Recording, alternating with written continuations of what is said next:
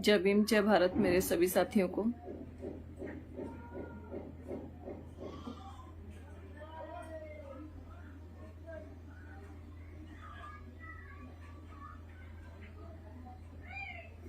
चुनाव के नतीजे सामने आ रहे हैं।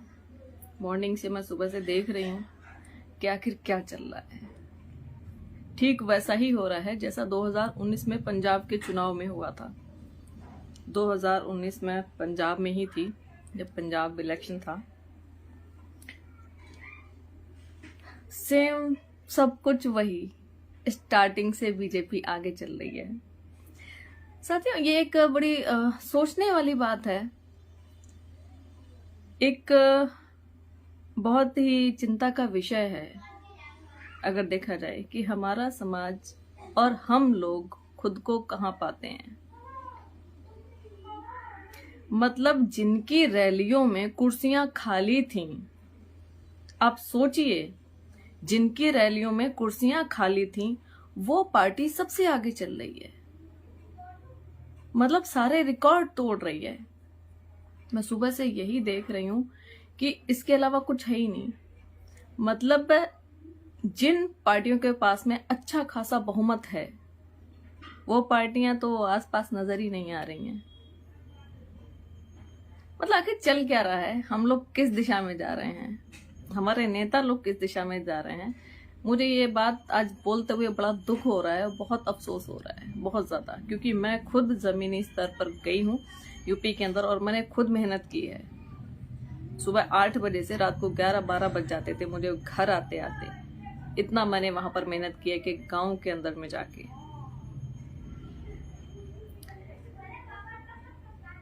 जो पार्टी सबसे आगे चल रही है उस पार्टी का, उसके नेताओं का, भारत, तो मैं भारत की बात कर रही हूं, बाहर विदेशों तक में इनके नेताओं का विरोध होता है। जी हाँ, मैं बात कर रही हूं मोदी की, योगी की।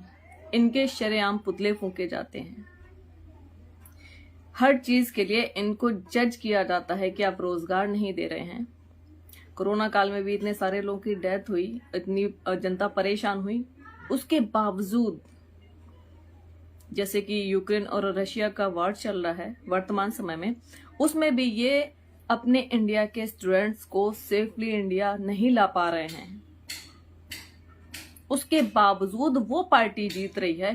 सोचकर बड़ा अचंभा होता है, बड़ा ताज्जुब होता है और मन थोड़ा सा दुखी भी है। दुखी इस वजह से है, वो जीत रहे हैं, मुझे इस बात का कोई दुख नहीं है। मुझे दुख इस बात का है कि वो लोग कैसे जीत रहे हैं। मतलब एक पार्टी अन्याय, अत्याचार, अपराध में नंबर 1 पे है पूरे भारत के अंदर, जहां पर सबसे ज्यादा जातिगत उत्पीड़न हो रहे हैं, अत्याचार हो रहे हैं, शोषण हो रहे हैं, बलात्कार हो रहे हैं, और वही बलात्कारियों की पार्टी जीत रही है। और अगर ये पार्टी सत्ता में आती है तो आप सोचिए कि अभी 3.5 साल में जब ये नंबर 1 पे थे अपराध के मामले में, तो अगले 5 सालों में और कितना अपराध बढ़ेगा। चाहे वो बलात्कार का हो, चाहे वो जातिगत उत्पीड़न का हो, चाहे वो बेरोजगारी का हो, चाहे वो शिक्षा का हो। शिक्षा तो खत्म ही कर दी है। शिक्षा के नाम पर रह ही क्या गया है, क्योंकि पूरे साल में 2 महीने स्कूल खुलते हैं, पूरे साल भर स्कूल बंद रहते हैं। पहले 2 महीने की छुट्टियां हुआ करती थी, 10 महीने पढ़ाई होती थी, 2 महीने छुट्टियां रहती थी। अब उसका बिल्कुल विपरीत कर दिया गया है वर्तमान सरकार ने। अब 2 महीने पढ़ाई होती है और 10 महीने छुट्टियां रहती हैं। देश में गरीबी का स्तर कहाँ जा रहा है, भुखमरी का स्तर कहाँ जा रहा है, एजुकेशन का स्तर कहाँ जा रहा है, उत्पीड़न का स्तर कहाँ जा रहा है, और फिर भी वो पार्टी जीत रही है। ताज्जुब होता है मुझे सोचकर। और एक बात और कहना चाहूंगी, शायद कुछ लोगों को, हमारे नेताओं को, हमारे समाज के लोगों को बुरा लगेगा। देखिए भाई, आज अगर आप हारते हो तो प्लीज ईवीएम को दोष मत देना, क्योंकि ये बात मैं 2016 से कंटिन्यू लिख रही हूँ, कंटिन्यू बोल रही हूँ कि अगर ईवीएम में प्रॉब्लम है तो आप उसके खिलाफ फाइट कीजिए, आप लड़िए, सबसे आगे मैं लड़ने के लिए खड़ी होंगी अगर आप घर से निकलते हो। और हमने कई प्रदर्शन किए, दिल्ली में जंतर मंतर पे हमने कई प्रदर्शन किए और काफी बड़े बड़े ईवीएम को लेकर हमने प्रदर्शन भी किए। हम चुनाव आयोग तक को हमने घेराव किया है, चुनाव आयोग तक का हमने घेराव किया है, मुझे अच्छे से याद है। लेकिन वहां पर कोई भी नेता, किसी भी पार्टी का नेता उपस्थित नहीं हुआ। सब हाथ पीछे करके खड़े हुए थे कि नहीं, जनता तो पागल है, जनता तो लड़ रही है। किसी भी पार्टी ने हमें सपोर्ट नहीं किया था उस टाइम पे। लेकिन आज अगर आप ईवीएम को दोष दोगे तो सच में मुझे मन करता है कि ये चप्पल, ये सच में कि ये चप्पल जो है ये उन नेताओं के मुंह पर देके मारो कि जब तुम्हें ईवीएम का डर है, ईवीएम से तुम हारते हो, तो तुम चुनाव ही क्यों लड़ रहे हो भाई? मत लड़ो, घर में बैठ जाओ, मत लड़ो चुनाव। मतलब हम लोग दिन रात इतना मेहनत किए, मैं अपने अकेले की बात नहीं कर रही हूँ, हमारे बहुत सारे साथी जिनके पास में मतलब कि साधन संसाधन भी नहीं थे, ठीक है ना, फिर भी वो उन्होंने अपने पैसा खर्च करके, अपना टाइम निकाल करके, अपनी फैमिलीज को छोड़ के, अपने परिवार को, अपने माता पिता को छोड़ करके दिन रात पसीना बहाया है इस चुनाव के अंदर में। लेकिन नतीजे क्या आ रहे हैं? बिल्कुल अपोजिट, बिल्कुल विपरीत। और फिर हमारे नेता लोग कहेंगे शान से, एक पोस्ट डाल देंगे, एक ट्विटर कर देंगे, एक ट्वीट कर देंगे और बोल देंगे कि हम ईवीएम से हार गए और ईवीएम को दोष देंगे और जैसे कि हम अगले इलेक्शन में फिर जीत जाएंगे।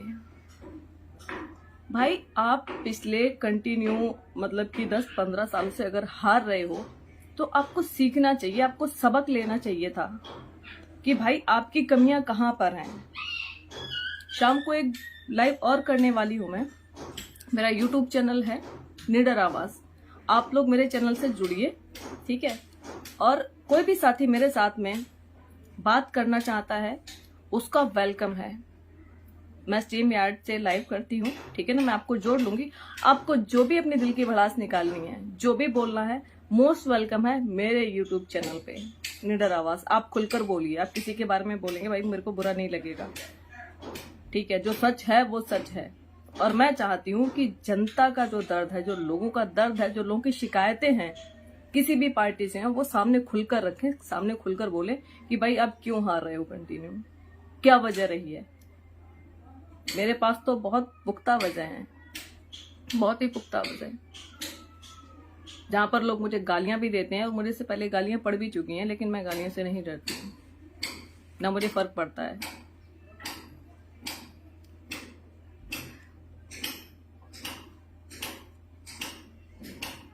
मतलब लोग इतने ना समझ तो नहीं है। मैं सोशल मीडिया पर, आप भी एक्टिव हैं, मैं भी बहुत लंबे समय से एक्टिव हूँ सोशल मीडिया पर। दिन रात मैं यही पोस्टें देखती हूँ कि भाई जो पार्टी इस टाइम आगे चल रही है उस पार्टी के बारे में, उसके अपोजिट मैंने इतनी सारी पोस्टें देखी हैं, रोजगार को लेकर देखी हैं, गरीबी को लेकर देखी हैं, कोरोना को लेकर देखी हैं, और वर्तमान समय में यूक्रेन का जो वार चल रहा है उसको लेकर देखी हैं। और फिर भी वो पार्टी जीतती है तो बड़ी ताज्जुब की बात होगी। मतलब कि एकदम से ऐसे होता है ना, चमत्कार जैसे होता है, ठीक है ना। तो ये उनके लिए चमत्कार है, हमारे लिए चमत्कार नहीं है। हमारे समाज का तो बिल्कुल अपोजिट ही है, चमत्कार का उल्टा कर लीजिए हमारे समाज के साथ में जो हो रहा है। अब कुछ लोग कहेंगे, यहाँ पर ज्ञान देंगे कि नहीं भाई समाज की कमी है, समाज ने वोट नहीं दिया। भाई साहब मैं इस बात की 102% की, वैसे 100% की गारंटी होती है, बट मैं 102% की गारंटी लेती हूँ कि हमारे समाज ने पूरा सहयोग किया है। क्योंकि मैंने यूपी के अंदर जो सर्वे किया है उस सर्वे से ये जाना है कि हमारा पूरा समाज अपनी पार्टी के साथ में खड़ा था, उसके बावजूद भी हम हारे, ये मेरे समझ में नहीं आया। मतलब हमें तो बिल्कुल दिखाया ही नहीं गया है कि हाँ भाई हम कहीं ना कहीं खड़े हैं, बिल्कुल सबसे पीछे, मतलब अदर में हमारी काउंटिंग चल रही है, ये हाल है। और जिनके पास वोट बैंक ही नहीं है, मतलब कि बहुत कम, ना के बराबर वोट बैंक है, वो सेकंड पोजीशन पर है। यार ये कैसे पॉसिबल है? जिन पार्टियों के नेता बलात्कार करते हैं, अपनी सगी भतीजियों का बलात्कार करते हैं, जो महिलाओं के ऊपर आरोप प्रत्यारोप लगाते हैं, महिलाओं को अपमानित करते हैं, सर्व समाज की महिलाओं को, वो पार्टी सबसे आगे चल रही है। मतलब महिलाओं का इतना सम्मान किया है कि महिलाओं ने शायद इतना वोट दे दिया है यूपी के अंदर कि वो सबसे आगे चल रही है। बड़ी अफसोस की बात है। मतलब फिर से आप लोगों को अपनी बहन बेटियों के न्याय के लिए सड़कों पर रुड़ना पड़ेगा, सड़कों पर लड़ना पड़ेगा, फिर से लाठी डंडे खाने पड़ेंगे, फिर से शिक्षा के लिए आपको लाठियां भाजी जाएंगी, फिर से आप रोजगार मांगेंगे तो आपके बच्चों पर लठ बरसाए जाएंगे। इसी को कहते हैं रामराज। जो भाजपा पूर्णतः लागू करना चाहती है, उसमें कमी सबसे बड़ी हमारे लोगों की है, हमारी कमी है, हमारे नेताओं की कमी है। तो मैं तो यही कहना चाहती हूँ कि साथियों, आपके जो नेता हैं या मेरे जो नेता हैं कि वो सीधा जनता से संपर्क करें और संपर्क करके उनकी बात सुने कि कमियां कहाँ पर हैं, उन कमियों का सुधार करें।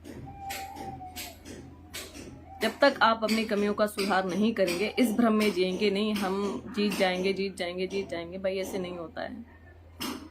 क्योंकि चुनाव आयोग पूरी तरह से चुनाव आयोग बन चुका है। भाई आप एक बात सोचिए, भाई खेल उनका है, खिलाड़ी उनके हैं, सब कुछ तो उनका है। तो भाई जो चुनाव के नतीजे आएंगे तो उनके फेवर में आएंगे, आपके फेवर में तो आएंगे नहीं।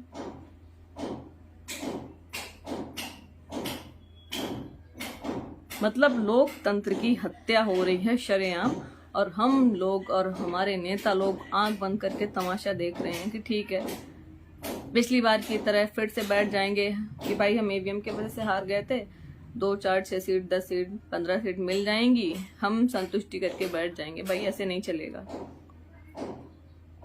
हम लोग दिन रात मेहनत कर रहे हैं। और एक बात कहना चाहूंगी, शायद कुछ लोगों की बुरी लगेगी, और दिल खोल के मुझे गालियां देना, दिल खोल के, ठीक है, मारने की धमकियां भी देना, मैं नहीं डरने वाली, ना डरी हूं। दिल खोल के आप गालियां दे सकते हैं कि जो लोग लालची हैं, सीरियसली ये मैंने अपने पार्टी के अंदर में देखा है कि जो लोग लालची हैं, ठीक है, उनकी बहुत वैल्यू है। जिन्होंने लाखों करोड़ों रुपए पार्टी के नाम से कमाए हैं, उनकी बहुत वैल्यू है पार्टी के अंदर, ठीक है। लेकिन जो व्यक्ति निस्वार्थ अपना पैसा खर्च करके अपना समय खर्च करके पार्टी के लिए काम करता है, उसकी कोई वैल्यू नहीं है, ना उसको वैल्यू दी जाती है। ये मेरे साथ नहीं, ये बहुत सारे लोगों के साथ में ऐसा हुआ है, बहुत सारे लोगों के साथ में, और बहुत सारे लोग इस बात से खफा हैं। ऐसा नहीं है कि हाँ भाई कमियां एक तरफ से होती हैं, कमियां दोनों तरफ से हैं।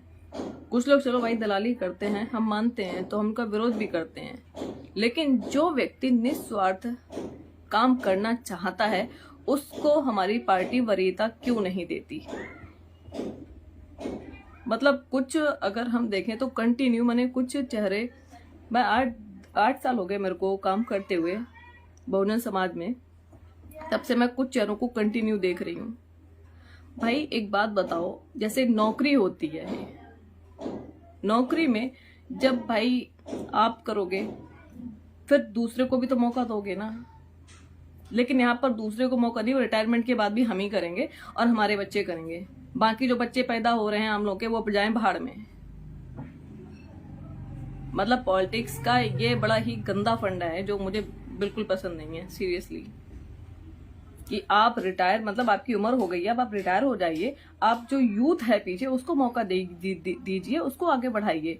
अगर वो लॉयल्टी के साथ में काम करता है तो उसको आगे बढ़ाइए आप।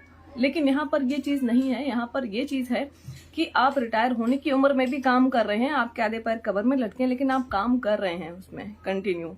और फिर उसके बाद में जैसे ही आप मरते हैं, मरने के बाद में सीधा आपके बच्चे को पोस्ट दे दी जाती है, और जो समाज के लोग हैं और जो लोग काम कर रहे हैं उनको वरीयता नहीं दी जाती है, नहीं उनको बोला जाता है कि भाई आप काम कीजिए। और जब जैसे ही आप आवाज उठाएंगे किसी भी तरह की, आप बोलेंगे कि नहीं भाई हमें हमारा हक चाहिए, तो वहां पर कुछ लोग आएंगे पार्टी स्तर के, वो आपको गालियां देंगे, आप शब्द बोलेंगे और आपके खिलाफ पोस्टें करेंगे कि भाई ये तो ऐसे बोल रही हैं, तो वैसे बोल रही हैं, ये तो कांग्रेस में जा रही हैं, ये तो सपा में जा रही हैं, ये तो भाजपा में जा रही हैं, इस तरह की पोस्टें करेंगे, वाहियात पोस्टें जिनका कोई सिर पैर ही नहीं होता है। जब आप अपने लोगों को मौका नहीं दोगे तो वो कहाँ जाएंगे, इस बात का भी जवाब देना। आज मैं बड़ी सोच में हूं इस बात को लेकर के, इसलिए मैंने सोचा चलो भाई चुनाव था तो मैंने कहा चुनाव में बोलना ठीक नहीं रहेगा, क्योंकि हम नहीं चाहते कि हमारी वजह से हमारे समाज का नुकसान हो। लेकिन आज मैं खुलकर बोलूंगी। तो इस तरह की ये चीजें नहीं होनी चाहिए, इन चीजों में सुधार करना चाहिए। जैसे आप स्कूल होता है, स्कूल से आप शिक्षा लीजिए, स्कूल से समझिए कि 1 से 5वीं तक के बच्चे होते हैं, 5वीं के बाद फिर 8वीं तक के अलग बच्चे होते हैं, 8वीं के बाद फिर 9वीं से 12वीं तक के बच्चे अलग होते हैं, एक कैटेगरी होती है उसमें, ठीक है ना। वो सारे एग्जाम क्रॉस करके तब वो आगे कोर्स करते हैं, तो उसके बाद में वो ऑफिसर लेवल पर जाते हैं कि भाई किसको डॉक्टर बनना है, किसको कलेक्टर बनना है, उसकी योग्यता के अनुसार उसे आगे बढ़ाया जाता है। लेकिन यहाँ पर नहीं है, यहाँ पर पहली से 5वीं क्लास के बच्चों को, मतलब बच्चों की जगह पर हम लें पार्टी का स्तर देखें तो पहले से 5वीं क्लास के जो एज के जो बच्चे होते हैं उनकी एज होती है मेरे हिसाब से 2 साल से लेकर के 10 साल के बीच के बच्चे शायद पढ़ते हैं 5वीं के अंदर, ठीक है। लेकिन यहाँ का सिस्टम बिल्कुल उल्टा है पार्टी के अंदर में कि पहली से लेकर के 5वीं में जो एज का जो डिफरेंस होता है वहां पर आपको मिलेंगे 40, 50, 60, 70 के भी लोग होंगे, ठीक है, जिनको यूथ कहा जाता है। मतलब 50+ वाले भी यूथ में आते हैं, 50, 60, 70 साल वाले व्यक्ति हैं वो यूथ में आते हैं यार। तो फिर जो 9वीं करके 12वीं तक की पढ़ाई करेंगे वो कहाँ जाएंगे? वो क्या 100 साल की उम्र में जाएंगे क्या? उनका जो एज डिफरेंस होगा वो कितना होगा? दूसरी बात मैं कर रही हूं आज महिला भागीदारी की। आज मेरा बोलने का मन है, बुरा लगेगा, आप खूब गालियां दे लेना, मैं एक्सेप्ट कर लूंगी, मेरे को प्रॉब्लम नहीं है, सीधी सी बात है। बोलूंगी वही जो सच है, क्योंकि नीलेश सागनेर की एक बहुत बुरी आदत है सच बोलने की, चाहे वो लोगों के बीच में खड़ी हो, चाहे वो सोशल मीडिया के माध्यम से हो, चाहे वो यूट्यूब के माध्यम से हो। अपना स्ट्रेट फॉरवर्ड फार्मूला है सीधा बोलने का। महिलाओं की कितनी हिस्सेदारी है पार्टी के अंदर की मैं बात कर रही हूँ, पार्टी के अंदर महिलाओं की कितनी हिस्सेदारी है, जबकि हम लोग कहते हैं कि हमारी जो पार्टी है बहुजन समाज पार्टी वो एक महिला की पार्टी है। मैं सीरियसली अपनी नेता की बहुत रिस्पेक्ट करती हूँ, दिल से रिस्पेक्ट करती हूँ, लेकिन मैं अपनी नेता से ये अपील करना चाहती हूँ, ये आग्रह करना चाहती हूँ, ये निवेदन करना चाहती हूँ कि आप हमारी आयरन लेडी हो, हम आपको दिल से मानते हैं, लेकिन पार्टी में हमारी क्या वैल्यू है, हमारी कितनी जगह है, हमारी कितनी भागीदारी है महिलाओं की। बुरा मानने की बात नहीं है। आकाश आनंद जी आए, आकाश आनंद जी की मैंने जो कैडर हैं वो देखे हैं, ठीक है ना, उनकी कई फोटो भी वायरल हुई हैं, जिसके अंदर यूथ के नाम पर, यूथ है नो डाउट, उन्हें यूथ को जोड़ा है, लेकिन यूथ में सिर्फ बॉयज हैं, गर्ल्स कहाँ पर हैं? अब यहाँ पर कुछ लोग बोलेंगे गर्ल्स तो घर से बाहर निकलती नहीं है। भाई ऐसा कोई घर नहीं है जिसके अंदर में 2-4 लड़कियां ना हो। आप अपनी बहनों को क्यों नहीं निकालते हो भाई? निकाल के ले जाओ, बोलो कि नहीं भाई हमारी बहन हमारे साथ में लड़ना चाहती है, आगे बढ़ना चाहती है। और ऐसी बहुत सारी लड़कियां हैं जो निस्वार्थ भाव से लड़ रही हैं, लेकिन उनको पार्टी के अंदर या यूथ का जो इन्होंने कैंपेन चलाया है आकाश आनंद जी ने, ठीक है ना, वहां पर बिल्कुल जगह नहीं है उनके लिए।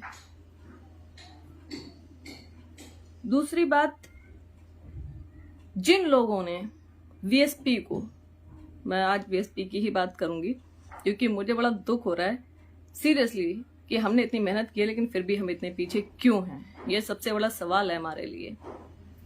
जिन लोगों ने वीएसपी को, बहन कुमारी मायावती को इतनी गलत अपमानित पोस्टें की, इतनी गलत मतलब बहुत ही गलत तरह से रिप्रेजेंट किया बहन कुमारी मायावती को, बहुजन समाज पार्टी को, वो सीधा जाकर के बहन जी से मिल रहे हैं। मुझे तो ये एक सपने जैसा लगता है कि हम लोग मेहनत कर रहे हैं, हम बहन जी से नहीं मिल पा रहे हैं, हम मिलना चाहते हैं, हम सिर्फ उनको मात्र देखना चाहते हैं कि सामने से क्या भाई बहन जी हमें देख लें, हम इसमें ही खुश हैं, ठीक है। लेकिन जो लोग दिन रात कोसते थे, जो दिन रात गालियां देते थे, जो दिन रात अपमानित करते थे, वो बहन जी के बगल में खड़े हैं। बहन जी यार मेरे समझ में नहीं आता कि ये होता कैसे है और कैसे ये लोग कर लेते हैं।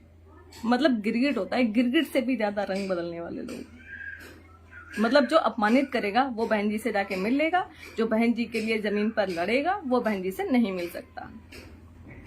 इस बैरिकेड को भी भाई तोड़ना पड़ेगा और मेरे हिसाब से मेरा ये मानना है कि इस बैरिकेड को तोड़ना चाहिए, बहन जी को खुद तोड़ना चाहिए। आपके लिए आपके सारे जो लोग हैं, जो आपके समर्थक हैं, जो आपके कार्यकर्ता हैं, ठीक है, आपको उनसे डायरेक्ट मिलना चाहिए। मैं ये नहीं कह रही हूँ कि हाँ भाई आप सबको टाइम दो, आप एक ऐसी बहुत बड़ी मीटिंग रखो, जो लोग काम करने के लिए उत्साहित हैं उनकी एक लिस्ट बनाई जाए, उनको काम सौंपा जाए कि भाई आप काम कीजिए, आप काम करेंगे, हम आपको पद प्रतिष्ठा सब कुछ देंगे। लेकिन ये चीजें नहीं हो रही हैं। देखिए रैली होती है, बहुत बड़ी बड़ी रैलियां होती हैं, लेकिन रैलियों में सिर्फ बहन कुमारी मायावती जी बोलती हैं और नेता लोग बोलते हैं, लेकिन जो जनता के मन की बात है वो वहां तक नहीं पहुंचती है। जो हम जैसे लोग जो काम कर रहे हैं, हम लोग चाहते हैं कि भाई हम भी कुछ बात बोलें, बहन जी से एक बात ही बोल लें, ठीक है, लेकिन हमारी बात वहां तक नहीं पहुंचती है। क्यों नहीं पहुंचती है? ये बड़ी सोचने वाली बात है। दूसरी बात, यूपी के अंदर की मैं बात करूंगी। यूपी में मैं खुद यूपी की हूँ, डिस्ट्रिक्ट फर्रुखाबाद की रहने वाली हूँ मैं यूपी की, लेकिन वर्तमान समय में मैं दिल्ली में रह रही हूँ। लेकिन यूपी में चुनाव था, इसलिए मैं अपना समय निकाल के अपनी पूरी फैमिली को छोड़ करके यूपी के अंदर गई और मैंने मेहनत की, मैंने लोगों को कन्विंस किया, मैंने लोगों को बोला। लेकिन मैंने वहां पर एक सर्वे और किया साथ ही साथ। ये सर्वे जो मेरा था वो इस चीज को लेकर था कि जो हमारी पार्टी के जो पदाधिकारी हैं वो वहां पर गांव के अंदर में, मैंने हर गांव के अंदर जाके नाम पूछा कि भाई आपके जिले का जिला अध्यक्ष कौन है, विधानसभा अध्यक्ष कौन है, ठीक है ना। उसके डाउन में जो कार्यकर्ता है वो आपके साथ में मतलब किसी भी चीज में खड़े हुए या नहीं खड़े हुए। तो भाई साहब इतना निगेटिव किसी के लिए भी व्यू नहीं आया, किसी भी पार्टी के लिए, जितना अपने समाज के, अपने नेता के लिए निगेटिव व्यू आया पब्लिक का। पब्लिक ने साफ इनकार कर दिया। लोगों ने, मेरे पास वीडियो भी पड़े हैं, लेकिन मैंने वीडियो अपडेट नहीं किए क्योंकि मैं अपने पार्टी का स्तर नहीं गिराना चाहती।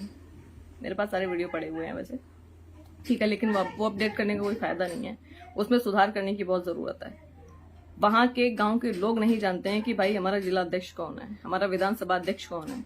जब हमारे साथ में किसी भी तरह की जाति सूचक या फिर किसी भी तरह की कोई घटना होती है, ठीक है, तो वो लोग हमारे साथ में खड़े नहीं होते हैं, आते ही नहीं है देखने के लिए।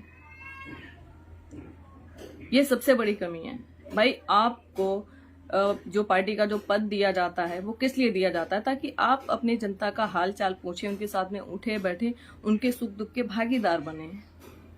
लेकिन यहाँ पर आकर ये चीजें खत्म हो जाती हैं। सिर्फ पद का अहंकार रह जाता है कि हाँ भाई हम जिला अध्यक्ष हैं। जिला अध्यक्ष नहीं है, हम तो प्राइम मिनिस्टर बन गए हैं, ठीक है ना। अब लोगों को जिसको जरूरत है वो हमारे पास आए, हम किसी के पास नहीं जाएंगे। मतलब कि ये पद के साथ में वो अहंकार भी आ जाता है।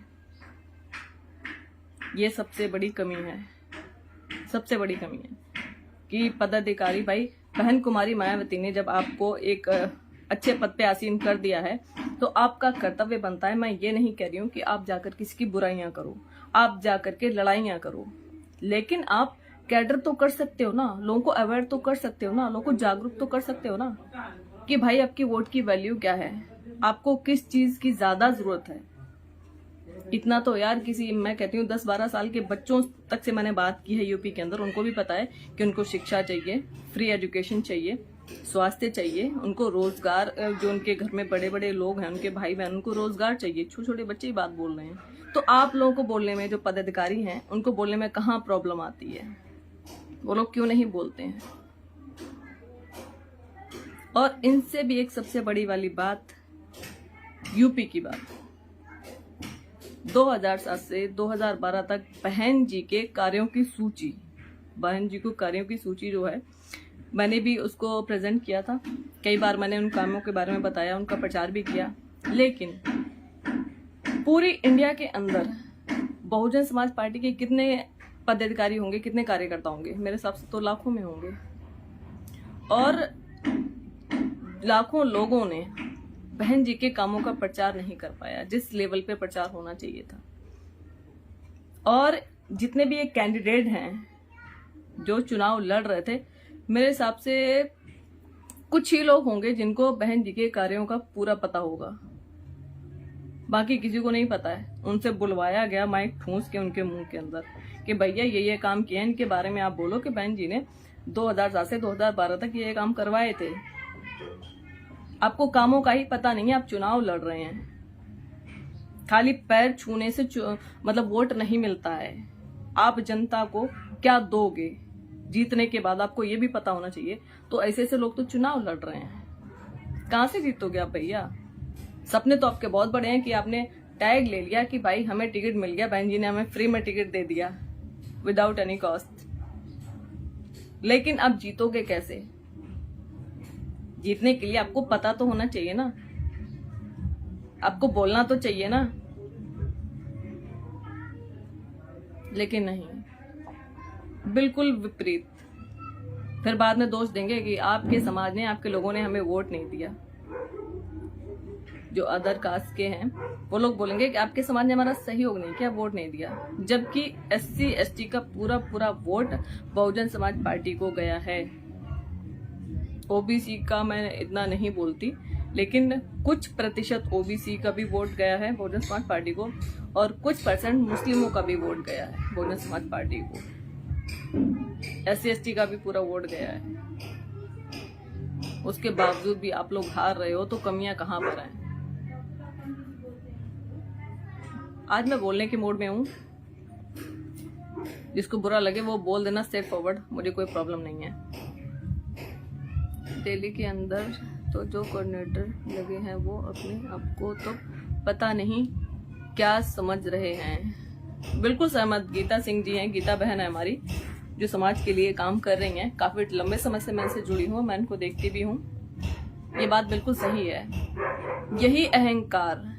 यही अहंकार पार्टी का स्तर बहुत ही नीचे मतलब खत्म कर देगा एक दिन। सच में अगर इस अहंकार से ये पदाधिकारी, ये सबसे बड़ी कमी है। हाँ, और कोई साथी कुछ कहना चाहते हैं तो वो आप बोल सकते हैं, मुझे कोई प्रॉब्लम नहीं है। एक भाई चंद्रशेखर को लेकर बोल रहे हैं, तो अगर मैं चंद्रशेखर पर बोलूंगी तो आप गालियां देना स्टार्ट कर दोगे मुझे। सीरियसली, आप अगर सुनना चाहते हो तो मैं बोलने में मुझे बिल्कुल कोई कष्ट नहीं है, कोई प्रॉब्लम नहीं है। आप चंद्रशेखर के बारे में बोल रहे हो तो मुझे एक काम गिना दीजिए चंद्रशेखर के कि चंद्रशेखर ने समाज हित में ये काम किया, सिवाय बेहोश होने के, सिवाय अपने समाज को भ्रमित करने के, सिवाय अपने समाज के लोगों पर, लड़कों पर, यूथ पर केस लगवाने के अलावा एक उपलब्धि मुझे बता दीजिए चंद्रशेखर की। ये उपलब्धि है, उसने 16 महीने 18 महीने जेल काटी, उसके साथ में 40 लड़कों ने जेल और काटी थी। वो आज कहां हैं? आप मुझे जवाब दीजिए। अगर आपके पास जवाब है, आपको चंद्रशेखर के अलावा जो 40 और लड़कों ने जेल काटी थी उनका नाम भी पता है आपको?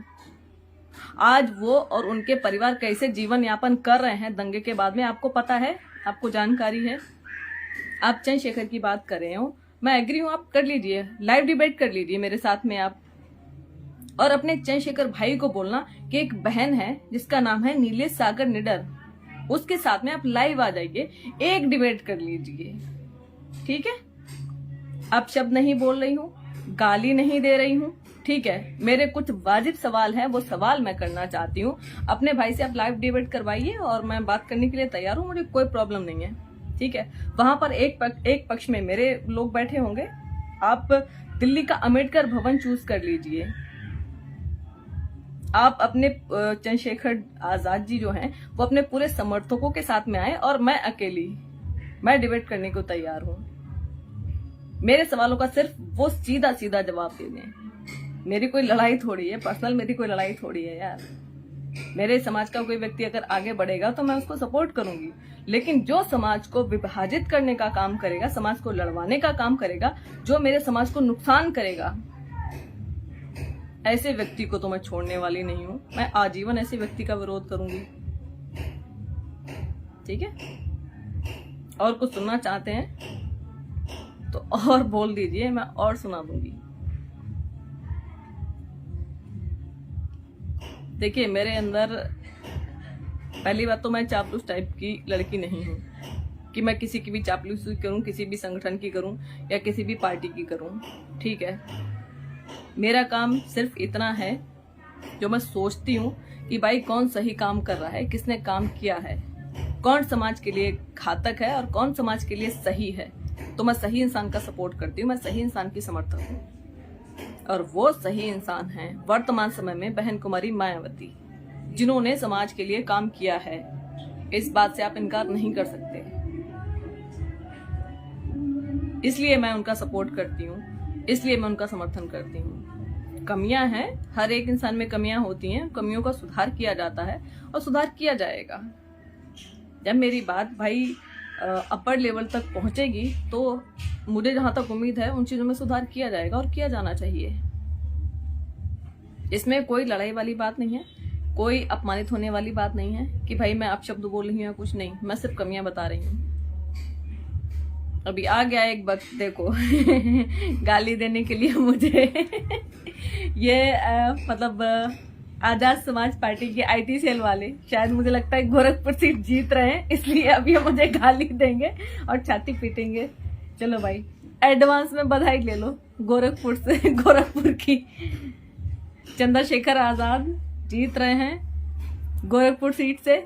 ऐसे रुझान आ रहे हैं क्योंकि मैं कंटिन्यू न्यूज भी देख रही हूँ इधर। ठीक है ना, देखिए कंटिन्यू न्यूज भी देख रही हूँ। ठीक, और आपके साथ कन्वर्सेशन भी कर रही हूँ, बात भी कर रही हूँ। ठीक है, तो सोनू कुमार जी एडवांस में बधाई हो, मेरी तरफ से मिठाई खा लेना और अपने आसपास के लोग को भी खिला देना कि चंद्रशेखर और चंदा चोर गोरखपुर सीट जीत गए हैं। क्लैपिंग ये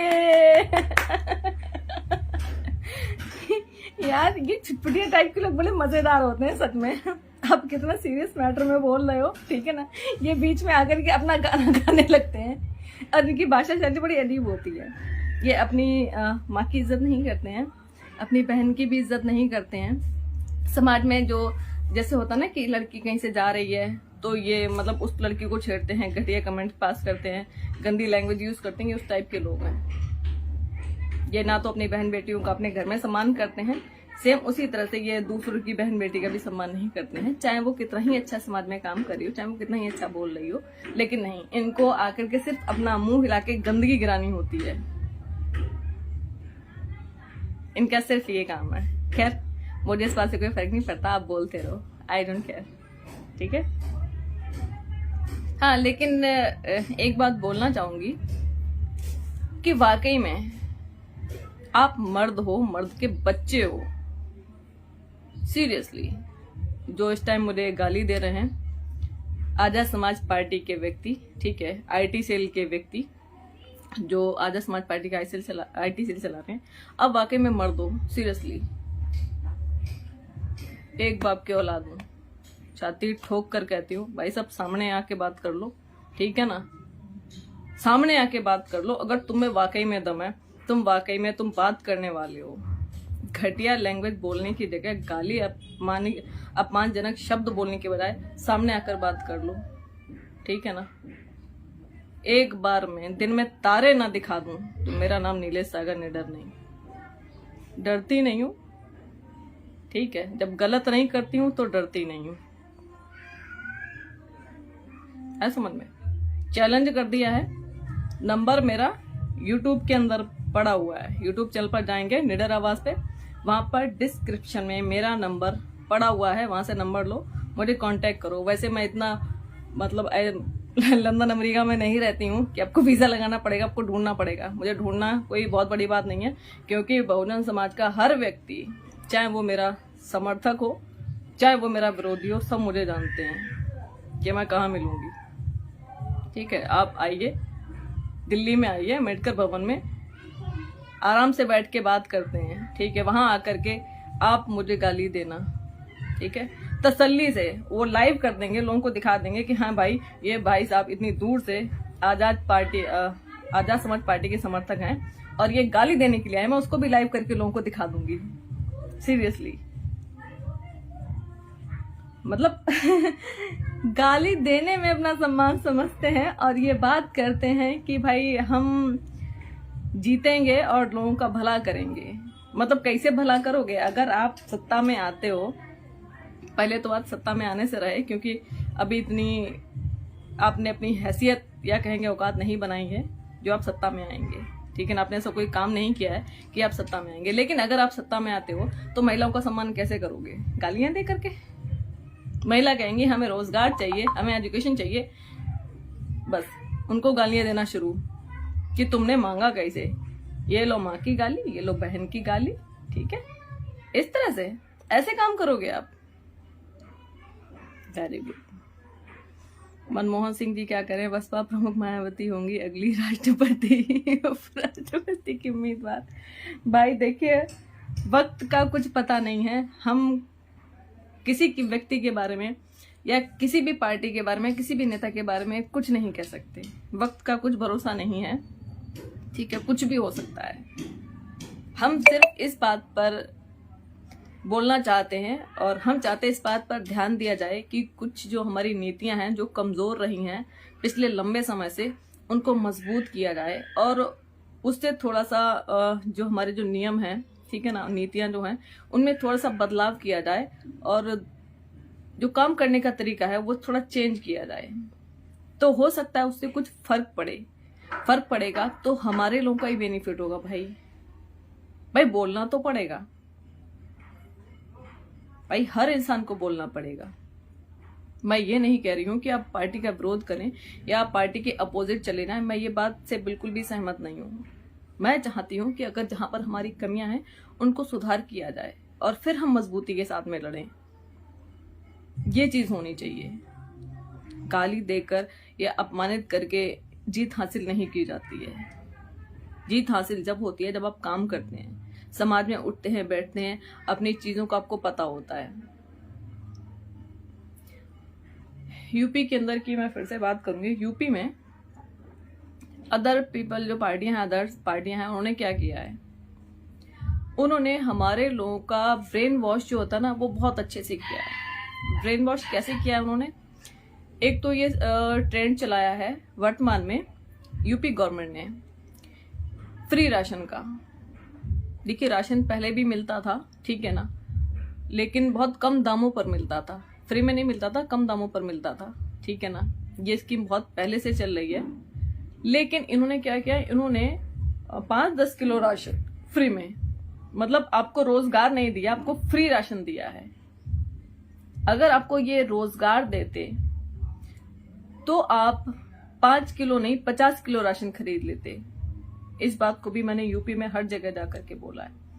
लेकिन लोगों को इतना मतलब डिपेंडेंस बना दिया है वर्तमान समय में जो भाजपा पार्टी है कि नहीं भाई, आप 5 किलो राशन में ही खुश हैं। रोजगार मांगेंगे तो हम लाठियां डंडे भाजेंगे, आपके बच्चों के ऊपर केस लगाएंगे, उनके कपड़े फाड़ेंगे, उनको मारेंगे, कूटेंगे। तो रोजगार तो आप मत मांगिए, फ्री राशन लीजिए। और लोग जो हैं, जो हमारे समाज के जो महिलाएं हैं, महिला वर्ग देखिए कम नहीं है, महिला भी बहुत हैं परसेंटेज में। महिलाओं के अंदर ये सबसे बड़ी कमी है कि उनको सीधा इनकार करना चाहिए कि हमें फ्री राशन नहीं चाहिए, हमें रोजगार चाहिए, हमारे बच्चों को रोजगार चाहिए।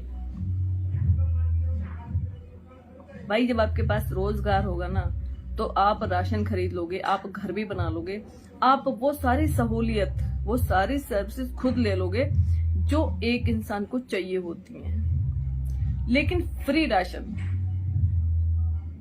राशन से क्या कर सकते हो आप? सिर्फ खा सकते हो, हक सकते हो, उससे आपको कोई अर्निंग नहीं आ रही है। तो ये चीजें हमारे लोग को बहुत समझनी पड़ेंगी और समझानी पड़ेंगी, जो कि काम नहीं हुआ है। मैं कई गांव के अंदर गई तो उन लोगों ने बोला कि हमको तो फ्री राशन मिल रहा है, हमको तो कुछ नहीं चाहिए, फ्री राशन चाहिए। तो फ्री राशन तो यार कोई भी गवर्नमेंट आएगी वो भी दे सकती है। भाई हम जनता से ले रहे हैं तो जनता को दे रहे हैं, तो कौन सा एहसान कर रहे हैं, हमारा सवाल ये होना चाहिए।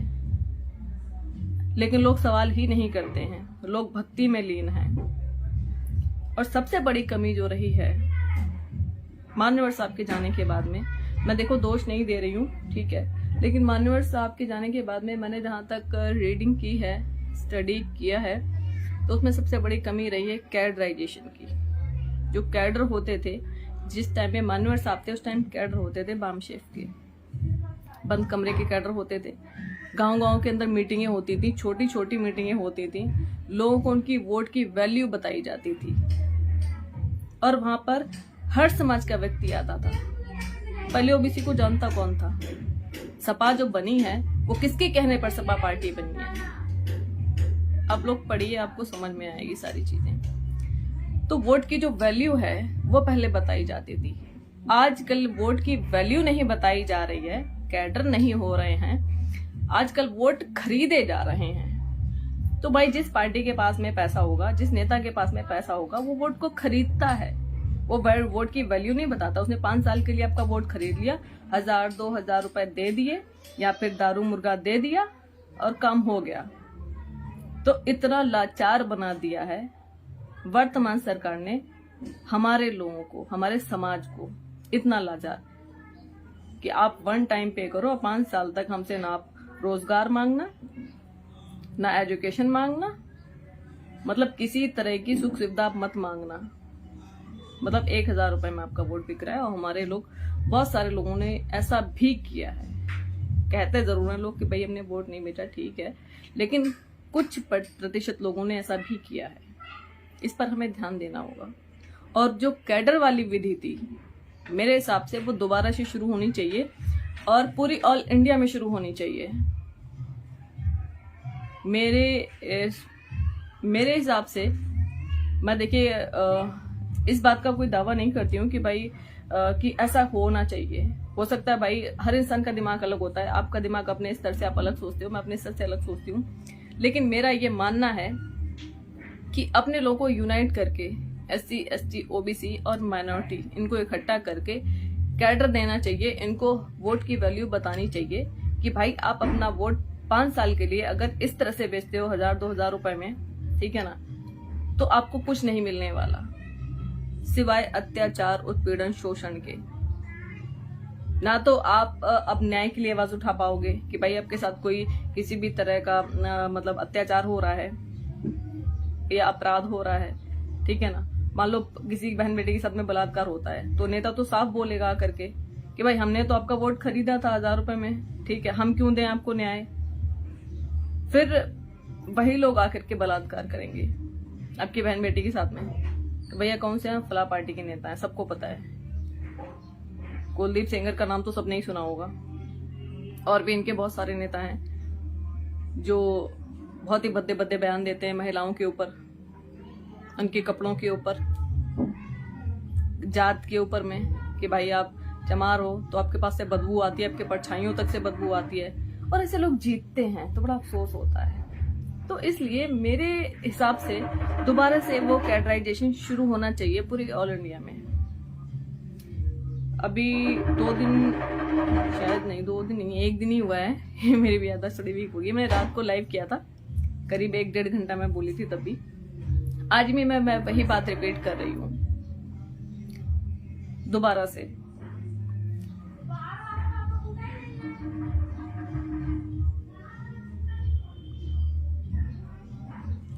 आज भी मैं वही बात रिपीट करने जा रही हूँ दोबारा से कि भाई जितने भी ये काम नहीं करते हैं, चाहे वो किसी भी पार्टी के पदाधिकारी हो, जो लोग काम नहीं कर रहे हैं, ठीक है ना, जनता खुद उनका विरोध करे कि भाई इनको हटाया जाए, हमें ये इंसान नहीं चाहिए। दूसरी बात कि हर गांव के अंदर, हर डिस्ट्रिक्ट के अंदर, हर शहर के अंदर कैडर कंटिन्यू होने चाहिए जैसे पहले होते थे। मैंने एक बात बोली थी अपनी पिछली लाइव में कि मान्यवर साहब ने सिर्फ साइकिल से, आप सोचिए, ये बहुत सोचने वाली बात है, ये बहुत चिंता का विषय है कि मान्यवर साहब ने एक साइकिल से सरकार बना दी थी, साइकिल चला के। वो भी उस टाइम उनकी एज क्या रही होगी, आपको भी पता है कि वो कोई यंग नहीं थे, कि भाई 22-23 साल के लड़के हैं या 30-40 साल के यूथ हैं वो, ठीक है ना, जिस टाइम में उन्होंने साइकिल से सरकार बनाई थी, ये बहुत बड़ी मतलब उपलब्धि थी उस टाइम के हिसाब से। आज हमारे घरों में ऐसा कोई घर नहीं जिसके अंदर 2 व्हीलर ना हो, बाइक ना हो, ऐसा कोई घर नहीं है। और ऐसा 10 में से 5 घरों के अंदर कार है ही है, चाहे सेकंड हैंड कार ही हो, ठीक है ना। और ऐसा कोई व्यक्ति नहीं है जिसके पास में ढंग का घर ना हो। थोड़ा बहुत मतलब घर तो मोस्टली सबके पास ही है, कुछ लोग हैं जिनके पास में नहीं है, मानते हैं हम, लेकिन घर भी सबके पास में है। सबका दिनचर्या भी चल रही है, खाना पीना भी सबके पास में है। उसके बाद भी आप सरकार नहीं बना पा रहे हो, आप सत्ता में नहीं आ रहे हो, जबकि आपकी पॉपुलेशन इंडिया के अंदर किसी से भी कम नहीं है, सबसे ज्यादा है। मतलब जिनकी पॉपुलेशन 3% है वो सरकार बना रहे हैं। भाई साहब, उनका खुद का कितना वोट बैंक है, कितना वोट बैंक है उनका जो वो सरकार बना लेते हैं हर बार। आप ये चीजें, ये आंकड़े निकालिए कि आपका वोट प्रतिशत कितना है इंडिया के अंदर और उनका वोट प्रतिशत कितना है।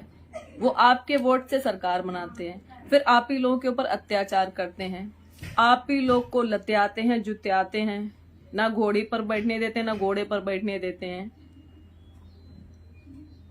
आप लोग अत्याचार सहते हैं हर बार की तरह। 5 साल 5 साल 5 साल ये चलता, कब तक चलता रहेगा? इनमें सुधार कब किया जाएगा? जी SC OBC में पागल ज्यादा हैं, बिल्कुल बिल्कुल, नो डाउट, ऐसे बहुत सारे लोग हैं। तो इन सब चीजों में सुधार की बहुत जरूरत है। जिस तरह से मान्यवर साहब ने कैडर का जो सिस्टम शुरू किया था वो काफी अच्छा था, लोगों को समझ में आता था कि वो क्या हैं और वो किन लोगों का साथ दे रहे हैं। लेकिन अभी क्या हुआ, अभी ये भक्ति काल शुरू हो गया है। जब से हमारी सरकार नहीं बनी है तब से ये भक्ति काल शुरू हो गया है। और उस भक्ति में जो लोग हैं उनका इस तरह से ब्रेन वॉश कर दिया है कि भाई आपको रोजगार की जरूरत नहीं है, आपको मंदिरों की जरूरत है, आप दिन रात भगवान पूजिए, ठीक है, अब मंदिर की लड़ाई लड़िए, अब शिक्षा स्वास्थ्य रोजगार की लड़ाई मत लड़िए। इस तरह से उनका ब्रेन वॉश किया गया है। मतलब लोगों को, मैं यूपी के अंदर जिन जिन गांव में गई, मैंने वहां पर बीजेपी के वर्तमान सरकार के मैंने काम पूछे कि भाई उन्होंने क्या क्या काम किए हैं, तो उनके पास सिर्फ एक ही जवाब था कि हाँ भाई फ्री राशन दे रहे हैं और टॉयलेट बनवाए हैं। तो मैंने उनको एक बात बोली, मैंने कहा भाइयों, साथियों, मेरी माता बहनें, बंधुओं, कि भाई टॉयलेट बनवाना, कॉलोनी बनवाना और ये आपके जो खड़ंजे बनवाना, जो खड़ंजा होता है, गली बनवाना, ठीक है, हैंडपंप लगवाना, ये सारी सरकारें करती हैं। किसी की, भाजपा की नहीं, किसी और की भी बनेगी सरकार, वो भी ये काम करेगी, ऐसा नहीं कि वो नहीं करेगी, ठीक है। लेकिन भाई आपको रोजगार कितना मिला? आपके बच्चों को एजुकेशन कैसी मिल रही है? स्कूल कहाँ पर है? तो भाई साहब पता चल रहा है कि भाई 15-20 किलोमीटर दूर स्कूल है, जहाँ पर बच्चे पैदल भी जाते हैं और किसी के पास कुछ व्हीकल है, मतलब साइकिल वगैरह, तो साइकिल में। मतलब कि रोडों की स्थिति इतनी गंदी थी वहां पर कि मैं आपको बयान नहीं कर सकती। मैं डिस्ट्रिक्ट फर्रुखाबाद से हूँ। डिस्ट्रिक्ट फर्रुखाबाद के मैं एक रोड के आपको बता रही हूँ, उस पर मेरा बहुत आना जाना हुआ है। वो है मोहम्मदाबाद रोड, बेबर रोड भी कहते हैं उसे। मोहम्मदाबाद तक रोड में इतने गड्ढे हैं कि भाई साहब गाड़ी चलाना दुश्वार हो जाती है वहां पर, कि ऐसा लग रहा है कि जैसे आप किसी झूले में बैठे हो और ऐसे ऐसे हो रहे हो। मतलब इस तरह से लोगों का ब्रेन वॉश किया है। मतलब कि रोजगार की तरफ से, फ्री एजुकेशन की तरफ से, फ्री हेल्थ की तरफ से बिल्कुल उनका दिमाग हटा करके कहाँ लगा दिया है? फ्री राशन में, कि आपको फ्री राशन मिल रहा है, टॉयलेट मिल रहा है, ठीक है ना। पर टॉयलेट में कितने लाख का खर्चा आता है मेरे भाई? 2-4-10 लाख तो लगते नहीं है टॉयलेट के अंदर। टॉयलेट तो इंसान खुद बना लेगा जब उसके पास नौकरी होगी। घर भी इंसान अपना खुद बना लेगा जब उसके पास नौकरी होगी। और 10 किलो की जगह 50 किलो राशन खरीद लेगा, अपनी मर्जी का खाना खाएगा। वो राशन के सड़े चावल थोड़ी खाएगा। राशन के जो बेकार गेहूं होते हैं, सबसे बेकार, जिसमें दुनिया भर का कचरा भरा होता है, वो वाले गेहूं दिए जाते हैं हमारे लोगों को। हमारे लोग उसी में खुश हैं कि मैं फ्री राशन मिल रहा है, जिसके अंदर आधा गेहूं होता है, आधा कचरा होता है।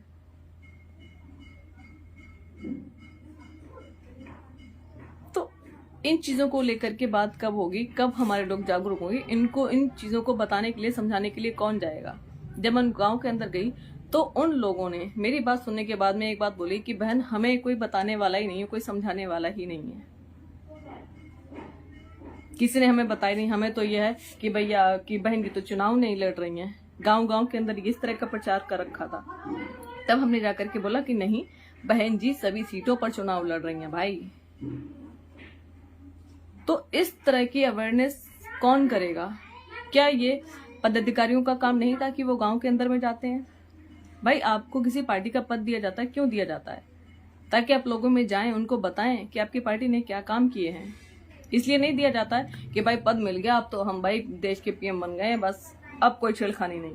इलेक्शन आएगा, कैंडिडेट आएगा, 2-4-10 लाख रुपए देगा, हमारा काम हो जाएगा, बाकी जाओ बाढ़ में। ये चल रहा है। ये सच्चाई है कि जो कैंडिडेट होता है, जो चुनाव लड़ता है, उससे पैसे की उगाही होती है, पैसे कमाए जाते हैं उससे। अब मैं बोलने के मूड में हूँ और मैं सच बोलती हूँ। किसी को बुरा लगे तो मुंह पर बोलना, मुंहफट हूँ और मैं ऐसे ही मुंहफट रहना चाहती हूँ। अब मैं बात कर रही हूँ वर्तमान सरकार भाजपा की। भाजपा के जो विधायक वगैरह जो जीते हुए, मैं गांव के अंदर में गई। गांव की आम जनता से मेरे बहुत सारे वीडियो हैं, मेरा चैनल है निडर आवाज, वहां पर वो सारे वीडियो पड़े हुए हैं। ये पब्लिक ओपिनियन की बात कर रही हूँ। हमने वहां पर जाकर पूछा कि भाई वर्तमान में विधायक कौन है, तो उन्होंने बोला भाजपा के।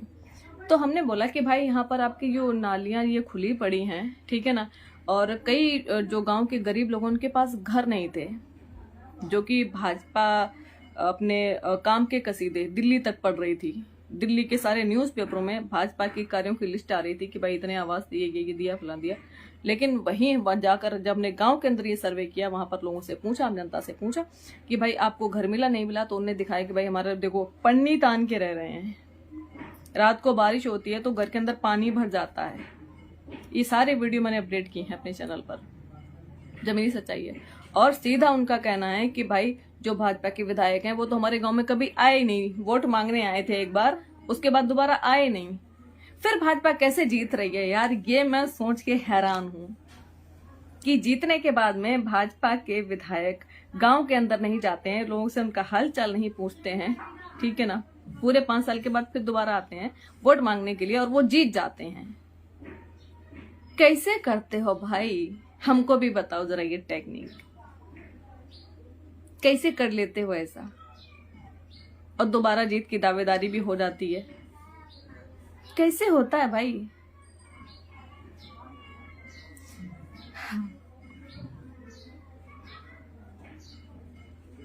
मैं सच में मैं बहुत कंफ्यूजन में हूं कि ये आखिर चल क्या रहा है इंडिया के अंदर। मोदी जी का इंटरनेशनल लेवल पे कोरोना काल में विरोध हुआ था, नोटबंदी में विरोध हुआ था, और अभी यूक्रेन और रशिया का वार चल रहा है, इसमें भी मतलब कि इतनी शेमिंग हो रही है बीजेपी गवर्नमेंट की बहुत ज्यादा। उसके बावजूद भी बीजेपी जीत रही है, ऐसा मेन स्ट्रीम मीडिया दिखा रहा है। मैं तो सुबह से देख देख के पक गई, सच बताऊं, कि इतनी बेइज्जती के बाद में ये पार्टी जीत कैसे रही है। जिस पार्टी की बड़ी बड़ी रैलियों में पूरी की पूरी कुर्सियां खाली थी, वो पार्टी जीत रही है, आप सोचिए। और जिस पार्टी की रैली में लाखों के हिसाब से भीड़ आई थी, लाखों के हिसाब से, पैसे देकर नहीं बुलाई जाती ऐसी भीड़, लाखों के हिसाब से, चाहे वो लखनऊ रैली हो, चाहे वो यूपी के अंदर कोई सी भी मरी से मरी रैली उठा के देख लो, उसमें लाखों के हिसाब से भीड़ आई थी। वो पार्टी की सीटें ही नहीं आ रही हैं।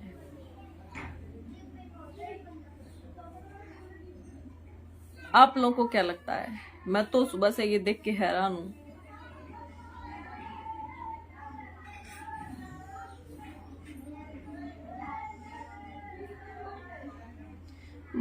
कौन है मैडम बहन जी की वजह से जीत है इस बार। भाई मैं कुछ नहीं बोल सकती, मैं सच बताऊं, मैं निशब्द हूं बिल्कुल। देखिए हमारा काम है सपोर्ट करना, हमने सपोर्ट किया, हमारा मतलब ये था अपना कर्तव्य निभाना। हमने अपना पूरा मेहनत के साथ में, संघर्ष के साथ में अपना कर्तव्य पूरा किया, अपना कर्तव्य निभाया, लेकिन नतीजे बिल्कुल उलट आ रहे हैं। इस बात से बड़ी हैरानी हो रही है मुझे। मैं इस बात की अकेली गवाह नहीं हूँ, इस बात की आप लोग भी गवाह हैं। आप लोगों ने भी देखा है कि सोशल मीडिया के माध्यम से हर जगह पर बीजेपी का कितना विरोध हुआ है कि बीजेपी ने कोई काम नहीं किया। किसानों के ऊपर तक उन्होंने गाड़ियां निकाल दी, किसानों के ऊपर से जान से मार दिया किसानों को, बिल्कुल ठीक है ना। लेकिन वहां भी बीजेपी जीत रही है। किसान आंदोलन को लेकर के 2 साल तक करीब हमारे किसान सड़कों पर बैठे रहे, ठीक है ना, और उन्होंने अपने प्राणों की आहुति तक दे दी। कई किसान भाइयों की हमारी जो डेथ हुई है, ठीक है ना, वो बिल्कुल मतलब कि वो निराधार चली गई एक तरह से। मतलब कि उनकी जो देश के लिए जो उन्होंने संघर्ष किया था, ठीक है ना, वो उनके लिए बेकार गया। मतलब किसानों ने इतने लंबे समय तक लड़ाई लड़ी भाजपा से, उसके बावजूद भी भाजपा जीत रही है। अब सोचिए कि हम किस तरफ जा रहे हैं। आपको ऐसा नहीं लग रहा है कि हम गुलामी की तरफ बढ़ रहे हैं? हमें गुलाम बनाने की तैयारी हो रही है, और वाकई में हम गुलाम बनने जा रहे हैं। देखिए, जो पैसे वाले नेता हैं वो तो बच जाएंगे, लेकिन हम लोग कहाँ जाएंगे? हम लोग तो बड़े सॉफ्ट हार्टेड हैं कि भाई हम चाहते हैं कि भाई हमारा लीडर जीते और हमारी सरकार बने, ताकि समाज के लिए कुछ काम हो सके, हमारे लोगों के लिए कुछ काम हो सके। लेकिन यहाँ पर ऐसा बिल्कुल अपोजिट हो रहा है। और मुझे सिर्फ एक चीज पर गुस्सा आने वाला है कि अगर कोई नेता ये बोलता है कि हम ईवीएम की वजह से हारे, तो सच में मतलब इतना बुरा कि मेरा मन कर रहा है कि वो नेता, चाहे वो नेता कोई भी हो, ठीक है ना, कि हम ईवीएम की वजह से हारे, तो मेरा मन कर रहा है कि मैं उसको जाके स्लैप करूं। क्योंकि हर बार यही बात बोली जाती है, हर बार यही बात बोली जाती है। हमें एक प्रलोभन दे दिया जाता है कि नहीं भाई हमारे पास, हम इस वजह से हार गए, ठीक है। आप सारी पार्टियां मिल करके ईवीएम को खत्म क्यों नहीं कर देते? भाई ईवीएम के फेवर में सिर्फ एक पार्टी है, सिर्फ एक। बाकी इतनी सारी पार्टियां पूरी इंडिया के अंदर में बनी हुई हैं, वो सारे मिलकर के विरोध क्यों नहीं कर देती कि भाई ईवीएम हटाओ, हमें ईवीएम चाहिए ही नहीं, उसके बाद जो होगा देखा जाएगा। लेकिन यहाँ पर ऐसा नहीं होता है। यहाँ पर जब चुनाव का टाइम आता है, चुनाव से पहले मैंने बहुत सारी पोस्टें की थी इसीलिए कि भाई बाद में ये मत कहना कि हम ईवीएम की वजह से हार गए। बाद में कोई भी मत कहना, कोई भी पार्टी का समर्थक हो या कोई भी पार्टी का नेता हो, कोई भी लीडर हो, ये नहीं बोलना चाहिए कि हम ईवीएम की वजह से हार गए। या तो ईवीएम पहले बैन करा लो, बाद में चुनाव कराना। लेकिन यहाँ पर ऐसा नहीं होता है। भाई चुनाव तो लड़ना ही पड़ेगा, मजबूरी है। तो मजबूरी फिर तो हारना पड़ेगा, ये भी आपकी मजबूरी है।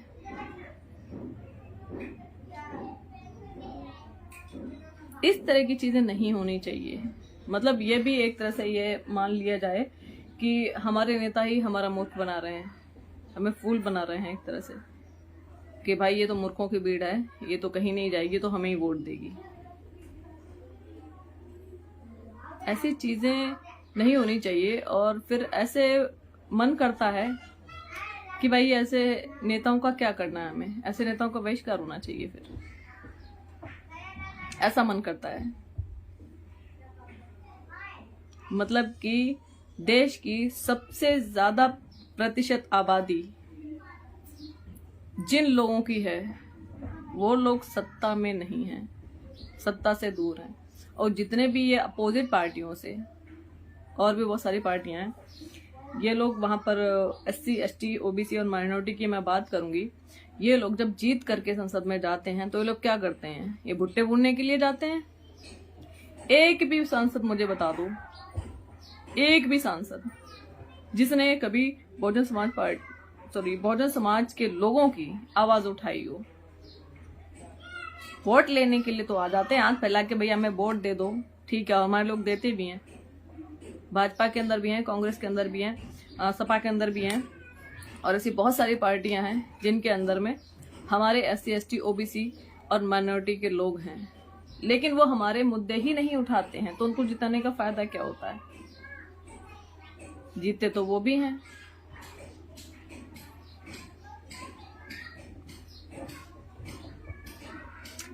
मुझे अफसोस हो रहा है यार कि हम किस तरफ जा रहे हैं। कभी कभी मुझे लगता है कि हमने अपना भविष्य और अपने आने वाली पीढ़ियों का भविष्य जो है वो वर्तमान सरकार के हाथों में बेच दिया है। कभी कभी मुझे ऐसा भी लगता है। अब पता नहीं ये सच है या क्या है, ठीक है, लेकिन मैं ऐसा सोचती हूँ कि कुछ तो कहीं ना कहीं गड़बड़ है, या यूं कहेंगे कि कमी है, कुछ तो प्रॉब्लम है। इसलिए मेरी बातों पर गौर कीजिएगा साथियों, और आप लोग सोचिए। और आपके जो लीडर हैं, आपके जो नेता हैं, चाहे वो किसी भी पार्टी के हों, आप उनसे जवाबदेही देखिए बहुत ज़रूरी होती है। आप उनसे सवाल कीजिए, जवाब मांगिए कि ऐसा क्यों। ऐसा नहीं है कि हमारा वोट परसेंट कम है, ऐसा भी नहीं है कि हमने मेहनत नहीं की है। हमारे लोगों ने बहुत मेहनत की है, जी तोड़ मेहनत की है जिसे कहते हैं। दिन रात लगे रहे हैं, सोशल मीडिया के माध्यम से जमीनी स्तर से दिन रात जागे हैं हम लोग। उसके बावजूद भी अगर नतीजे हमारे अपोजिट आते हैं तो ये हमारे लिए बहुत शर्म की बात है। और हर बार की तरह इस बार नहीं होगा कि आप ईवीएम को दोष दे करके छोड़ दें। हर बार की तरह नहीं होगा। आपको सवाल करना पड़ेगा, आपको बोलना पड़ेगा कमियां कहाँ हैं। वो सारी कमियां आप लिखिए कॉपी पर, लिखने के बाद में वो सारी कमियां पोस्ट कीजिए सोशल मीडिया पर। वो कमियां डालिए कि भाई ये मूलतः वजह है ये, फिर उन चीजों पर डिस्कशन कीजिए कि भाई ये कमियां हैं, इनको आगे दूर किया जाए। उसके बाद में आप चुनाव लड़ें।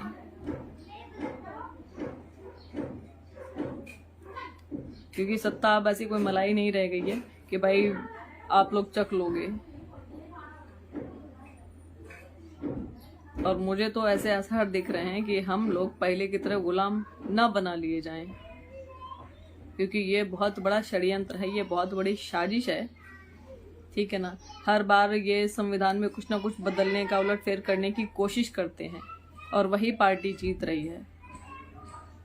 ये हमारे लिए बहुत ही शर्म की बात है, क्योंकि बाबा साहब ने कहा था कि संविधान को चलाने वाले लोग अगर अच्छे होंगे तो संविधान बहुत अच्छा साबित होगा, लेकिन अगर संविधान को चलाने वाले लोग गलत होंगे तो संविधान उसमें कुछ नहीं कर पाएगा। तो वो लोग तो चाहते ही नहीं है कि पूर्णतः संविधान लागू हो इंडिया के अंदर। वो राम राज्य स्थापित करना चाहते हैं। और राम राज्य में आप लोगों ने पढ़ा है, मैंने पढ़ा है कि SC ST OB के साथ में कितना शोषण हुआ है। क्या वैल्यू थी राम राज्य में शूद्रों की, आपको भी पता है। कानों में शीशा पिघला के डाल दो, ये वैल्यू थी। और अभी भी कम नहीं हो रहा है। अभी पहले कान में शीशा पिघला के डाला जाता था। आज वर्तमान समय में राजस्थान का जो केस है तो थोड़ा सा पुराना, तो अब पिछवाड़े के अंदर पेंचकस डाला जाता है, वो भी पेट्रोल लगा करके। यही है राम राज्य। अब जूते के अंदर भर के पेशाब पिलाया जाता है, बोतल के अंदर भर के पेशाब पिलाया जाता है आपकी माताओं बहनों को। यही है राम राज्य। और हमारी माताएं बहनें इतनी बड़ी भक्त हैं, इतनी बड़ी भक्त हैं कि पूछिए मत। जिनकी वो पूजा पाठ करती हैं, वो भगवान भी नहीं आते हैं उनको बचाने के लिए। जहां मर्जी आए, जानवरों से भी ज्यादा बदतर, मैं कहूंगी वर्तमान सरकार में जानवरों से भी बदतर हालत है इंसान की, SC ST वालों की। कि जहां आपकी लड़की खेत में गई, वहां गिद्ध की तरह उसको नोच डाला। ये हालत है। और अफसोस हो रहा है, मैं बार बार एक ही बात बोल रही हूँ कि वही पार्टी जीत रही है।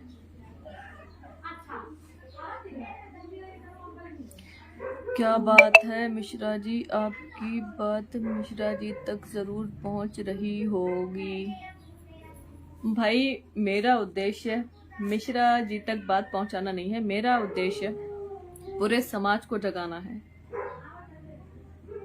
मैं किसी पर ब्लेम नहीं करती, ठीक है ना, और मेरे ब्लेम करने से कुछ नहीं होगा। समझना हमें है, कोई और नहीं आएगा।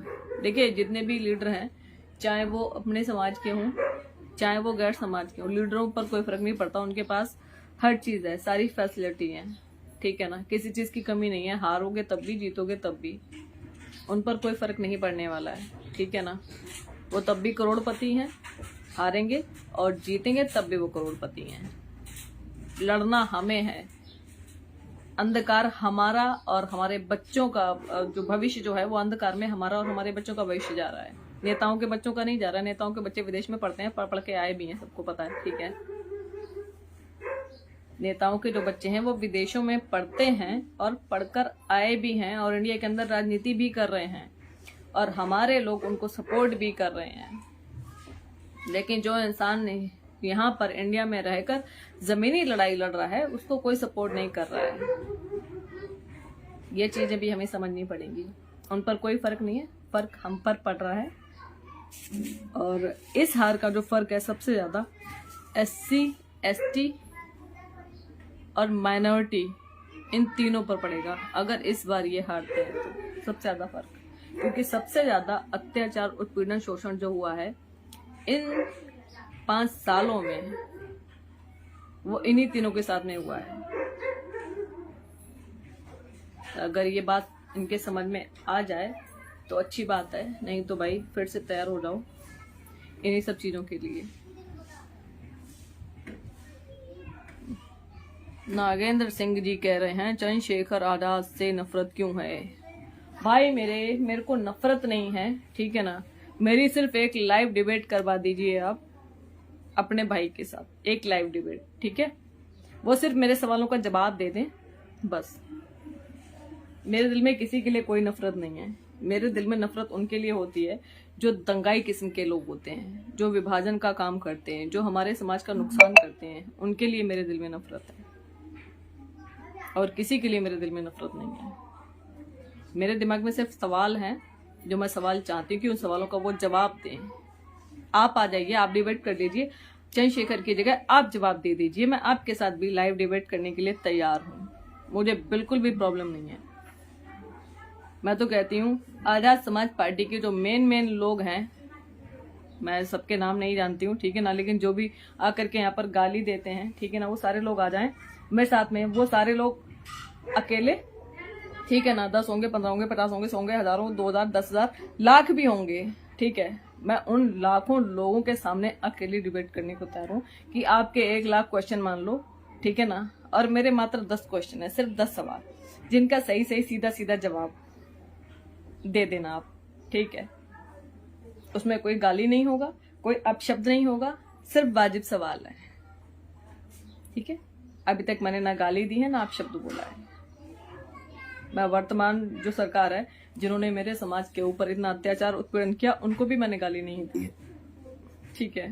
तो चंद्रशेखर को तो मैं क्या गाली दूंगी, ठीक है। मेरे सिर्फ सवाल होते हैं, चाहे वो अपोजिट पार्टी के लिए हो, चाहे अपने समाज के लोगों के लिए हो जो समाज के नाम पर दलाली खा रहे हैं। मैं सिर्फ उनसे सवाल करती हूँ। और ऐसे कई लोग हैं, एक नहीं है, कई लोग हैं।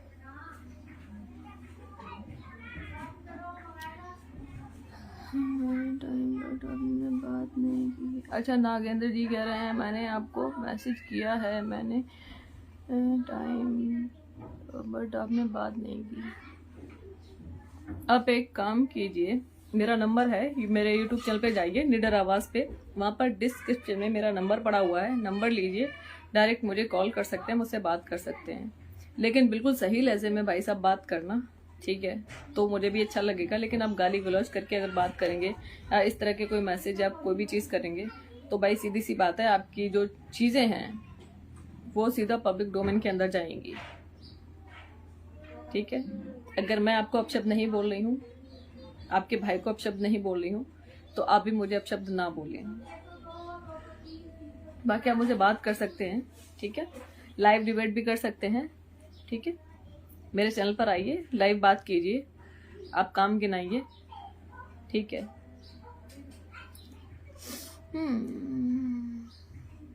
मैं बाबा साहब को मानता हूँ, कभी गलत नहीं बोलता। वेरी गुड, बहुत अच्छी बात है ये। हमें गलत बोलना भी नहीं चाहिए, क्योंकि हमारे महापुरुषों ने कभी किसी को गाली देना या अपमानित करना नहीं सिखाया है। हम संविधान को मानने वाले लोग हैं, हम लोग अपनी भाषा शैली से ही हमें जाना जाता है कि भाई ये बहुजन समाज के लोग हैं, ठीक है ना। तो इसलिए जो भी लोग गाली गलौज करते हैं, चाहे वो कोई भी हो, किसी भी जाति का हो, किसी भी धर्म का हो, ठीक है ना, आपकी परवरिश बताती है कि आप कैसे माहौल में रहते हैं। जैसे कि अभी कुछ टाइम पहले एक भाई आए थे, मैं भाई बोल रही हूँ उनको, वैसे भाई बोलने के लायक नहीं है वो, ठीक है ना, लेकिन फिर भी मैं उनको भाई बोल रही हूँ, सोनू कुमार जी, जिन्होंने यहाँ पर बहुत सारी गालियाँ दी और गालियाँ दे करके चले गए, ठीक है। तो शायद उनको मेडल या ट्रॉफी मिल गई होगी बहुत बड़ी कि भाई उन्होंने गाली दे करके मेरा इतना सम्मान किया। मुझ पर तो खैर कोई फर्क नहीं पड़ा। आप हमारे परिवार का हिस्सा है, हमारी आइडियोलॉजिकल डिबेट हो सकती है बट आपका रिस्पेक्ट हमेशा है। Thank you so much Narendra Singh ji, thank you so much, दिल से। बिल्कुल बिल्कुल, हम यही कह रहे हैं कि हम लोग डिबेट करते हैं, जो समाज में जो कमियां हैं, ठीक है ना, उनको दूर करें तो ज़्यादा अच्छा है, ताकि हम समाज को एक नई दिशा दे सकें। देखिए, हम यूथ हैं, हम समाज को एक अच्छी दिशा दे सकते हैं, लेकिन टॉपिक्स पे बात करके, है ना, किसी को अपमानजनक शब्द बोल के या अपमानित करके हम समाज को भ्रमित कर सकते हैं, नई दिशा नहीं दे सकते हैं। और गुरमीत जी बोल रहे हैं, गुरमीत जटिया जी, जय भीम, जय भीम, जय भारत।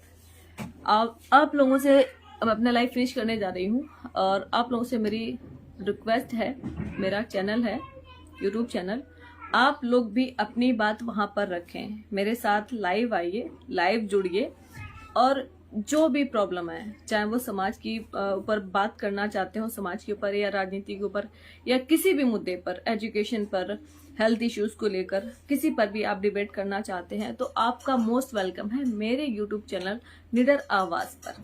आप लोग निडर आवाज, मैंने लिंक भी दिया हुआ है ऊपर डिस्क्रिप्शन में, ठीक है ना, तो वहां पर आप देख सकते हैं। तो वहां से चैनल को सब्सक्राइब कीजिए और आप अपनी बात खुद रखिए। जब मैं बोल सकती हूँ तो आप भी बोलिए। आप किसी के फेवर की बात कर रहे हैं, उसके काम की बात करना चाह रहे हैं, या फिर सामाजिक मुद्दे या फिर अत्याचार उत्पीड़न पर बोलना चाहते हैं, तो आपके लिए ये मंच मैंने तैयार किया है। आप लोग आइए, वहां पर लाइव डिबेट कीजिए, लोग को बताइए। जी जी, आपने नंबर दिया है। अच्छा, मैं जी बिल्कुल नागेंद्र जी, मैं आपका नंबर सेव कर लूंगी और मैं आपसे जरूर बात करूंगी, है ना। आप लोग अपनी बात रखिए कि समाज में हमें कैसे काम करना चाहिए और क्या होना चाहिए, क्या चीजें नहीं होनी चाहिए। आपके लिए मैंने मंच तैयार कर दिया है और आपका मैं वेलकम करती हूँ। चैनल का नाम है निडर आवाज। चलिए साथियों, मैं अपनी लाइफ फिनिश करती हूँ। मेरे विचार आपको कैसे लगे कमेंट जरूर करना। किसी को अगर मेरी वजह से ठेस पहुंची है तो मैं दिल से सॉरी बोलती हूँ, दोनों हाथ जोड़कर। बहन हूँ आपकी, छोटी बहन बोलिए, बड़ी बहन बोलिए, बेटी बोलिए, दोस्त बोलिए, मैं आपसे दिल से माफी मांगती हूँ अगर मैंने किसी को अपशब्द बोला हो उसके लिए, क्योंकि ये मेरी परवरिश नहीं है। मेरे माता पिता ने मुझे किसी को अपमानित करना नहीं सिखाया, लेकिन जो लोग समाज का नुकसान कर रहे हैं उनसे मैं अपने समाज को बचाने की कोशिश करती हूँ कि मेरे समाज के लोग भ्रमित ना हो। तो जय भीम, जय भारत मेरे सभी साथियों को। शाम को फिर लाइव आऊंगी, फिर चुनावी जो रणनीतियां चल रही हैं, क्या नतीजे आएंगे, शाम तक उस पर चर्चा होगी। जय भीम, जय भारत मेरे सभी सभी सभी प्यारे प्यारे दोस्तों को, सभी दोस्तों को जिनने मुझे इतनी देर तक सुना और मेरी बातों पर गौर किया, और आगे भी हम लोग जुड़ेंगे। जय भीम, जय भारत। नगेंद्र जी बोल रहे हैं, थैंक्स जय भीम, यू वेलकम। जय भीम।